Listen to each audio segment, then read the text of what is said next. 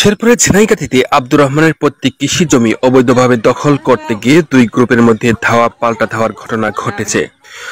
বুধবার সকালে উপজেলার পূর্ব ধানশাল গ্রামে এ উত্তেজনাপূর্ণ ঘটনা ঘটে।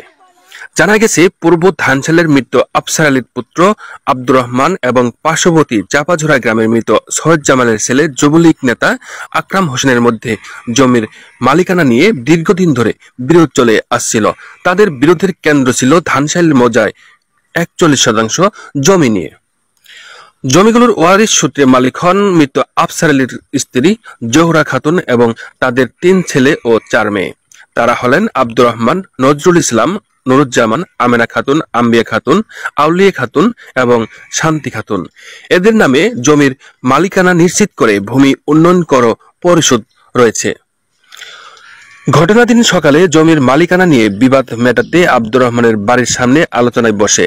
আলোচনায় সাবেক ইউপি সদস্য চান মিয়া সহ উভয় পক্ষের লোকজন এবং স্থানীয় গণ্যমান্য ব্যক্তিবর্গরা উপস্থিত ছিলেন।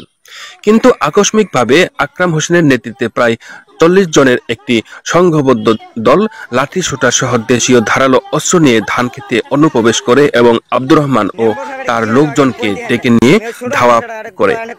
গত 21 তারিখে আদালতে নুরুজ্জামানকে একটা ডিগ্রি দেয়। ওই ডিগ্রি মোতাবেক নুরুজ্জামান প্রতিদিন ক্ষেত লাগায়। একেবারে আজকে হঠাৎ করে ওরা নাড়ি ফেলা দাউটাও নিয়ে আসিয়ে করে কোনো গন্ডগোল হয় নাই। পরে এলাকাবাসী সবাই সবাই করে ওরা গেছে গা এই বলতে যাচ্ছি সকল। হঠাৎ করে 20 থেকে 30 জন লোক ওই বার্ডেক দিয়ে আইসে আয়ে আমদা নিয়ে আয়ে নাড়ি নিয়ে আয়ে ফালা ফুলে নিয়ে থুই দিছে। তুই দেওয়ার পরে জ্বালানি আছে, জ্বালানি আছে ক্ষেতটা ওই নাগানির অবস্থা নাগাইছে। আমরা ওই নাগানি ধান তুলিয়ে ওরা গাড়তাছে।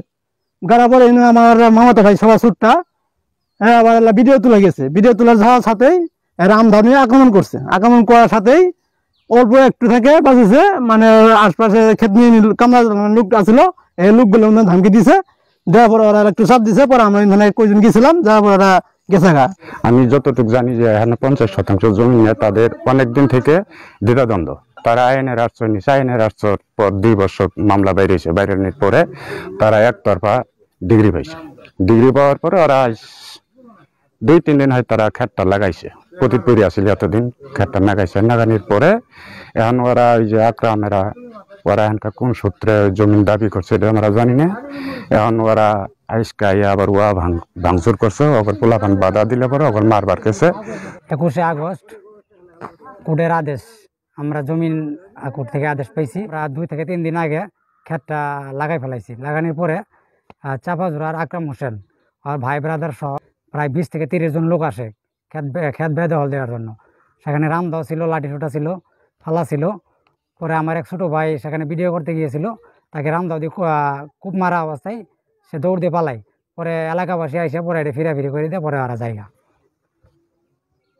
হ্যাঁ, এই জমিন দিয়ে আর এসে আমার দাদা দুইজন মালিক।